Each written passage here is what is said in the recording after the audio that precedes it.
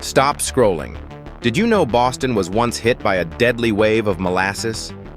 In 1919, a massive storage tank holding over 2 million gallons of molasses burst, unleashing a 25-foot-high wave racing through the streets at 35 miles per hour. Buildings were crushed, horses swept away, and 21 people lost their lives in the sticky chaos. The cause? Poor tank construction and corporate neglect. The cleanup took months, and even today, locals claim you can smell molasses on hot days.